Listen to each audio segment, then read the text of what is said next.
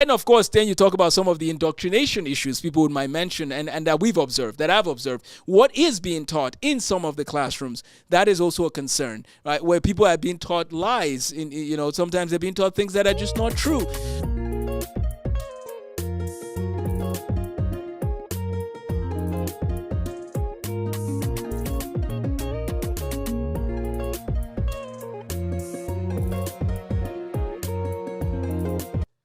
Well, Amos, thank you for showing up one more time. Yeah. Thank you out there, people, for coming in, tuning in one more time. My name is Elias, and I'll be your facilitator of the conversation today.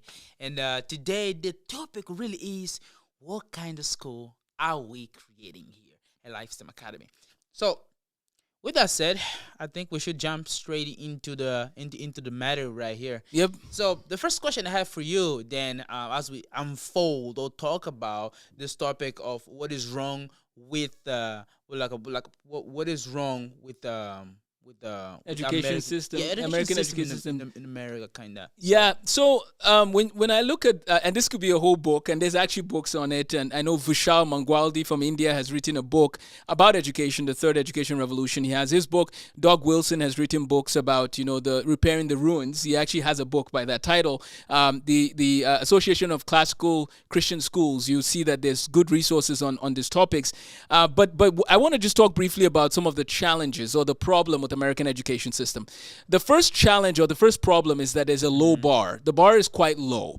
Children are capable of much more, and we've lowered the bar. I mean, just try and look at what children in Nigeria or India or Thailand or France or Canada in some cases, like look at what people are doing and look at the rigor with which some of them are operating with. I mean, there's a high standard, and so that's number one, is the bar is low, right? Number two, the other challenge again is there's this feelings-based education model. Like, it's a lot of feelings. How does Johnny feel about this? If I don't feel like doing it, then I'm not going to do it. No, we don't want people to depend on feelings for how they operate.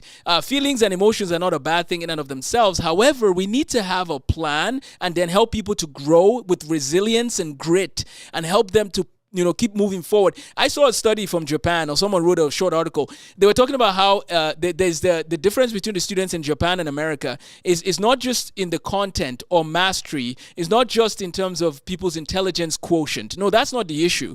The issue is how well can you persevere? How well can you endure with a math problem, for example? Who gives up faster? And American students, unfortunately, on average, give up faster. So we need to look at, we have a problem in our standards in terms of a lower bar, right? People are graduating high school with sometimes just Algebra 2, just Pre-Calc, for example. In some countries, you're graduating with Calculus 1 and Calculus 2 minimum. Like in some segments of the program, you're doing math all the way till 12th grade. You're doing English, you're doing biology. Everybody's doing all these courses all the way till 12th grade. Here I see some 12th graders who are just on study hall, hanging out, playing games, and then they go into college, and some of them are doing high school biology. They're doing high school math. The standard is low. So that's why I would say we have a standard problem. And then we also have just what kind of attitudes are we building in our students? And then, of course, then you talk about some of the indoctrination issues people might mention and that we've observed, that I've observed. What is being taught in some of the classrooms, that is also a concern, right? Where people are being taught lies. Sometimes they're being taught things that are just not true. So we have not only a low bar, we also have an endurance challenge where we're not challenging people to have grit and helping them to fight through problems even when they're hard. And then number three, we also have what's being taught in some classrooms that is just flat out a lie. Yeah. So those are some of the challenges, I think, in American education. Yeah. And as you people out there can hear this, what goes on into my mind is, if that is so prevalent within the education system and some parents and families choose to opt out of that, Yep. Is there a way this can still breathe into the homeschooling system, kind of? Yeah. So unfortunately, I was actually thinking about this the other day. So one of the reasons Lifestem Academy exists is to partner with homeschool families to provide them opportunities that they probably didn't even think was possible. For example, imagine there's a child who has who has parents who are maybe a lawyer and maybe the mom is a nurse, for example, and the child wants to be an engineer, and they're homeschooled, right? So maybe the mom works a flexible nursing job and this child is homeschooled. Now imagine that situation. Can that boy or that girl, if they're really serious about becoming engineers and going far in math, and they don't want summers off, for example, for math, can they take Calculus 2 and Calculus 3 comfortably at home? See, that's where it becomes a challenge. Sometimes parents might want to say, oh, I did that back in the day. I don't want to see that right now. I don't want to do those math problems. Lifestem Academy is saying, let's have that student. We will help them go through Calc 2 and Calc 3 and linear algebra, differential equations. We'll give them all the math they need, right? My hope is that our kids are graduating with 21 credits of math, 21 college credits of math by the time they graduate high school, because we can work with colleges sometimes to give those kids the same final exam that they would take if they were attending that college. I've done that with a student actually, and he goes out, he takes the same final, and he passes it, and the professor was very kind to say, yep, you keep moving forward to the next class. So he studies on his own, and then he takes the final. So I'm just saying, with homeschoolers, you have an opportunity to take your kids far. I mean, there's no reason. I even think, and this is where it gets interesting, in Minnesota, they have the PSEO program. But here's the thing. If you're teaching your child and giving them a high bar and a high standard, and then sometimes people send them off to PSEO, believe it or not, sometimes they're going from a high standard to a low standard. And so you really have to be careful with how you take advantage of some things that are free, because some things that are free are actually not beneficial at the moment. So I would say that we want to give them a high bar, partner with the families, and then let those kids go in with the credits, with club credits and testing out of over 60 credits. So they don't even need PSEO, right? So anyways, that's a side note on what I think about the standards in our colleges. But when you look at the homeschoolers, though, here's my concern, my big concern. I'm concerned that sometimes homeschoolers are copying the American model, the American public school model, and bringing it into their homeschooling approach. So then what is the point of homeschooling if you're doing the same thing but just trying to do it in at home? I would say that we need to rethink education from the foundation completely. We need to rethink it all and say, what are we trying to accomplish? And then let's build from there, rather than trying to copy a model that is broken, bankrupt, and in many cases useless, depending on what field you go into. And teachers, please, I salute you. Those of you who are working hard on the front lines, I salute you. But what I'm trying to say is, I'm sorry, our system in America is too broken. We need to start from scratch and ask the fundamental questions. Yeah. What you just said is profound. I'm like, it is a lot, and sometimes it takes time to assimilate all of it, but it is true, And I wonder if, in this life journey where we have so much, we are starting to conform just doing the bare minimum to have the most resources and things like that. Yeah. And I wonder, how did that really going into education, where we just conform into doing the bare minimum? Mm-hmm. I have classmates like that, it's like, yeah, C is fine. It's like, why not an A? Why not getting an A? Why not studying hard and getting an A? I'm like, yeah, C is fine. I'll have a 10 out of 20, it's fine. But why? We just conform to doing the bare minimum. Yeah. Feels like somewhat of a level of apathy. Yep. And I would like to know from you, what do you think of that? Yeah, and there's definitely learning disabilities. Don't get me wrong. If somebody struggles to learn and they're not doing as well in their class, well, first of all, the professor needs to look at what the learning disability is. That's important. But I'm speaking about the general public now, general consensus, where we have students, as Elias is saying, who are comfortable with having a C, right? I'm okay with a C.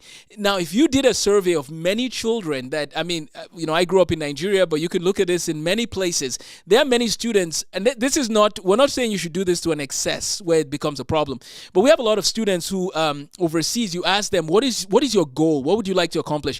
And a lot of students will tell you, I want to have an A. I want to be the best in the class. I want to apply myself to, learning and so on. And you might have some kids here and there who might not apply themselves to excellence. But what I've observed now, especially the past 5 to 10 years in America, is again, these are things I've not really heard growing up, or that I'm okay with a C, or why does school matter and things like that. And I think part of what has happened with this apathy is that, in Deuteronomy chapter 8 in the Bible, it talks about when you've gone into the land and you've eaten and are full, do not forget God. That's what it says in Deuteronomy chapter 8. Chapter 6, 7, 8. If you get a chance, just read Deuteronomy chapter 6, 7, and 8. And you'll see that there's a connection, and it happens again in the book of Proverbs. There's a connection between wealth and apathy. There's a clear connection between abundance, affluence, and apathy. And unfortunately, where we've come to in America in some ways is we have so much. We've been given so much. We don't know what it means to toil. We don't know what it means to work hard. And we just have so much. I mean, we have so much in America that you have different forks to each different parts of your meal, right? You have so much that you can have several pieces of chicken. You can have, there's just so much in this land. Nothing wrong with having a lot of something, but you need to remember who the giver of all good things is, number one, right? God is the giver of all good things. And number two, you need to remember that if he has given you the strength and the ability, you need to be applying yourself to excellence. So let's never settle for a C. Let's never set out saying, I want to get a C. Let's say I want to give my best. And if you end up with a C after giving your best in a class like Calc 2, okay, I understand. You tried your best. Calc 2 is hard, but don't go out saying, like, it's basically going into battle saying, I'm just going to lose, so why try? Yeah. No. You need to set your mind, right? I'm speaking to young people in this particular segment here, but you need to set your mind on saying, I want to be the best that I can be with the things I've been blessed with so that I can be a blessing to others. For the glory of God, ultimately. That's what you want to do with the life you've been given. Don't settle for apathy, because the thing that will affect this generation is not smallpox, I said. It's apathy. Don't let it cripple you. Wake up and seek to be the best that you've been created to be. Yeah, I totally agree with you. What happens then to this generation when, in response to apathy, they go the opposite direction? Because I guess there is much affluence, as you would say, and which can be a good thing. I think affluence is a good thing. Countries strive to be more and more affluent. Help their people. Nobody likes to live in poverty all the time. I think affluence is a good thing, but there is the two extremes. It can cause us either to be apathetic, or it can cause us to strive, but it's not just strive. It's going above and beyond. It's like, I just hate being apathetic. I want to be working all the time. Shouldn't we be worried about those sort of attitude as well? Yeah, that's a very good question. Very good point. When it's all said and done, when we think of how we should live, we need to make sure that we have balance. We need to make sure that we are teachable. We need to make sure we seize the moments and the opportunities that we have before us. So within the scope of what I'm trying to share, I want people to have a life, definitely. But I want them to recognize that the life they've been given, right? Their life has a purpose. Their life has meaning. So they need to set their lives on track in what matters. And then they need to encourage others to flourish. And then they just make sure you rest. Make sure you do what you need to do. But ultimately, you need to be seeking to give the best you can within reason. Be teachable. Don't just go out there with zeal and get yourself in trouble and burn out. But make sure that you're taking steps, resting, applying yourself to excellence, and thinking beyond just yourself. Think about others. Think about serving others. As Booker T. Washington put very well in his book, Up From Slavery, he says basically those who serve others, right, they will have much happiness and joy, right? There's a joy and happiness that comes from serving others. So always be asking yourself, what am I doing to serve others with the gifts that have been given? This life is not meant to be just all about me, me, me. Unfortunately, that's what our culture says sometimes. So apply yourself to excellence, but also remember, it's about people. It's about adding value to other people's lives, and then be teachable. If someone calls you and says, hey, I think you're really doing too much here, then step back, listen to advice, and that would be good for you. Yeah. Well, thank you. Thank you for sharing those words. Yeah. Now, let's kind of go back to the topic of education, where we started. Yeah. We talked about, you mentioned there is something wrong with the American education system. Yeah. And you gave some examples of that. Yeah. And my question now is, how do we know that we are wrong? What is the point of education so that that will help us know, hey, we missed the mark. Hey, we went far ahead. What is the point of education?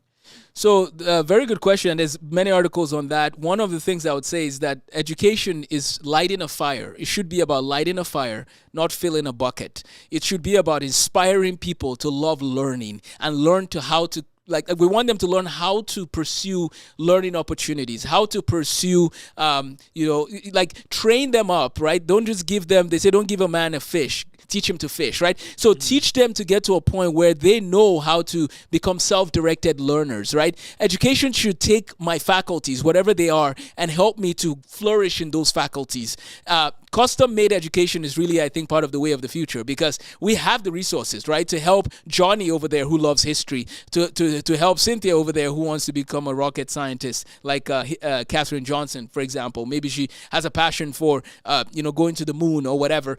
So it's to help people to learn, okay, these are my skills. How can I develop them? So education should be about helping people develop those skills. It should also, we should have an element of people just loving to learn. That should happen. If you're educating people well, they should love to learn. And even if they don't become experts in every field, they should have an appreciation for learning, for truth. Education should be about, getting the mind nourished, getting the mind to flourish, getting the mind to be sharpened. Is that happening with our education? Are people's minds being sharpened? Or are people just trying to take tests, pass tests, and get a job? That's not what education should be all about. It needs to be about a refining that happens. And so that's what I would say is we are unfortunately so focused on standardized tests and test taking and just a job. And we're not so focused as much on how can I be a better human being that, not in the sense of trying to earn my salvation. What I mean is a better, steward of the gifts God has given me. That's what education should be used for. And again, information is everywhere. So we need to be inspiring people. Teachers, we need to inspire more than ever before because we have a lot of young people that are saying, I don't care. Why should I care? So we need to show them that this stuff you're learning has a point and we should inspire them to excellence. Yeah. Thank you. I liked something that you said about loving to learn, like loving learning. And it kind of brought me back to my even younger days, I would say, right? Because I'm not that old, in which studying was a hobby somewhat for me, doing math and things like that. So I would say, like, I would love to talk about learning strategies. How do we get to learn? One of my greatest strategies was I would study when I would feel like it. But hey, I'm not saying that that's exactly what you should do because my motivations were different than what most people's motivations are at this point. So I will be careful with that. But that is something I think we probably would have another episode just talking about what are some of the learning strategies that people can employ so that they are excelling at study, they are excelling in academics. So I have another question for you, and that goes more on the side of both education and what we're trying to do here. How is Lifestem Academy an alternative to what the education system in America has come to be? Yeah. So Lifetime Academy, again, works with homeschoolers. We partner with them with the hybrid option. But then we also are trying to recruit more students in our 5-day program that will benefit from our options, right? We want to help you. We give our students like career assessments, in high school, for example. We want to help you figure out, okay, where are you headed? And then we want to give you the resources to just pursue those goals. So, for example, let's say you have a heart for medicine. You want to be a missionary doctor or you want to be a doctor in the United States. Okay, so let's start connecting you with doctors locally. Let's start connecting you with books that will help you be a different kind of doctor, one that not only is treating patients, but is learning how to just love people more and more. So we want to help people find their calling and then give them the tools to just flourish in that calling. Now, can people change their minds later in life? Yeah, they can. That's fine. But we want to show them how to grow and flourish in what direction they're going in. So that's number one. I would say that we want to help the 5-day students who attend our school to really understand what are their gifts and how can we help them grow more in that. So we allow you to take chemistry and physics and biology at the same time, for example. Like we want you to have all that you need to flourish in that, preparation phase. So we want to also, that's number one. So that's the element of the career preparation. We definitely want content to be mastered. So we want to teach you learning strategies and we're going to be teaching study skills and really helping you to grow in that. Those are some areas that I would say that we want to bring solutions for those in the public school system that move to our school or those in other schools. The other thing I'll add, one major thing now in how we teach, we want to integrate the history. We try to integrate the history and the applications of the concepts you're learning so that you can see the point, right? What is the point? When you see that we do certain things in mathematics or physics or chemistry because of what those people, the founders of those fields did, I think you would appreciate the content more. So we really want to help you to appreciate learning more by learning the applications and the history. And so, anyways, those are some ways that we want to help you. We want you to be the best you can be, and we will do all we can to give you the resources. Yeah, profound. That's good. I do appreciate the point. Like just trying to join and work together with high school. Excuse me, Yep. homeschoolers. Trying to provide the best education possible. And I wonder also how I would love to hear actually what is the homeschooler's perspective of what has come to happen. What are some of their experiences so far, and that perhaps will be another episode. So Yep. people there in the camera, Yeah. another episode which we're gonna get to talk about those things. Yeah. But if you care to know, one of the things I like about the school so far is that it is a hybrid, but it's a hybrid.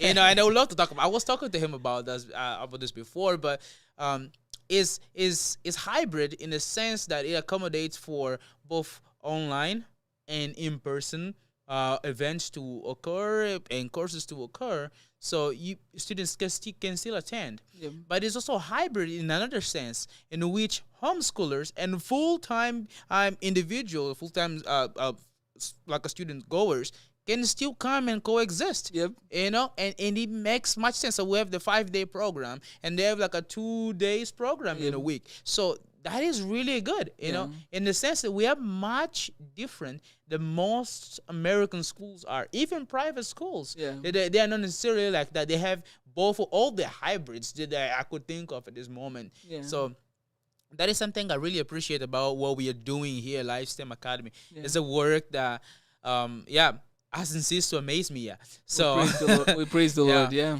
I would like to go into somewhat of an intermission here, in a sense, and just have you talk about some of the cohorts at the school, and what is your plan with that? What is the vision behind that?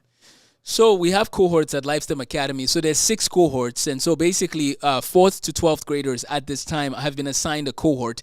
And the idea is to teach leadership skills, is to teach teamwork, is to teach, to give them opportunities to learn how to care for one another, encourage one another. And some of these people do have siblings at home, yes, but there are some who might not have siblings. So maybe their siblings are much older and are out of the house. So these cohorts are really opportunities for them to work together. We want to learn from people like Booker T. Washington in learning how we can build our own school. And so Booker T. Washington, he talks about them building their school literally. But in our case, we want to, maybe it's projects that involve cleaning or projects that involve working together to find a solution to a problem at the school. These cohorts are going to work in that. The student council members, a few of them are located in each cohort, and the idea is that they can help lead there as well. So our student council members were picked out. I picked them out a few months ago, and they're learning, hopefully growing in their leadership skills, and I want them to begin to, just continue to being an example to their classmates. So I'm excited. So the cohorts are an opportunity for teamwork and leadership skills to be built. We also have these shirts. You see me wearing one, and we have different colors: the red, yellow, green, and then blue. And I remember when I went to Air Force Primary School in Nigeria, we were all assigned one house, right? Each person had a house they were located in. I was in greenhouse, and the idea there was if we had sporting events, we would compete using those colors. And so that's the other, part of the teamwork might happen too in sports days, knowledge bowl. We're going to have a knowledge bowl and a math tournament coming up, and Bible trivia over the next few weeks. So, we'll let you know as they happen, but Bible trivia is February 27th. So make sure you start practicing. But yeah, so we're excited. And these are just healthy competition opportunities to help us encourage and challenge one another. Yeah. Wow, I'm actually pretty excited about the Bible trivia. Sorry. Yeah. And I don't know. I like it. Like just guess by like a verses of the Bible. Yeah. My friend and I usually go to the gym together, and we have moments where we just do sort of Bible trivia. I pick up a random verse, and recite it. And then he is supposed to guess what the verse is. Where is it located? Yeah. And it's a good exercise for our minds. Yes. Like, oh man, I knew that verse, but I didn't know it was there. Yep. But now that it has been refreshed in my mind, now I know. And it's just a good way of exercise. Yep. But anyway, we do have at least one more thing before we wrap up here today. Yep. We're almost at time limit. One thing I have today, I heard of the Life Marts going on, and it's a great initiative. Yes. I would buy myself something in there, but I would like you to talk about it a little bit more. Yeah, so Mrs. Durham's classroom, so one of our classrooms, the second, third grade classroom, has several homeschool students there, and they basically have a store at the school premises right now. And so students, instead of using a vending machine, or if they forget a snack and they need a snack, they can go to the Life Cart or Life Mart, sorry. They could go to this place and they can buy, whether it's a snack or water or whatever it might be. And so this classroom, the second and third grade classroom, is using it as opportunities to raise funds for different projects for the students at the school. And I think that's amazing. But guess what? These second and third graders are learning math because they're giving people change, right? Mm-hmm. They're also learning the importance of work ethic and responsibility. And so I think at some point you should have Mrs. Durham in her class, some of them maybe featured, and just to share what they're up to. But it's amazing. I think in 1 week they were able to make, like a good profit, $90 profit or something. I thought that was amazing that the kids are learning economics, right? Yeah. Which is your field, but they love there's math, there's life lessons, responsibility, and that's part of what Life STEM Academy really is about. We really want people to be well-rounded. We really want them to be street smart, for lack of a better word. Yeah. We want them to know how to think, not just know a lot of school stuff, but can they think on their feet? Can they respond to, debates and topics that come up?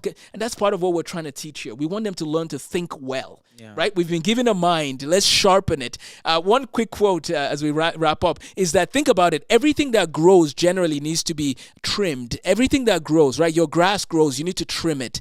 But why is it that the mind is not trimmed and fine-tuned in terms of its functioning, right? Here's what I mean. We're growing. As people are growing, how often are we asking them, how are you learning? How are you growing in your thinking abilities? And how are you refining your thinking abilities? It's one of those things that's unfortunate that we don't spend time refining our thinking abilities. How well are we doing avoiding logical fallacies? How well are we doing improving our ability to articulate what we believe?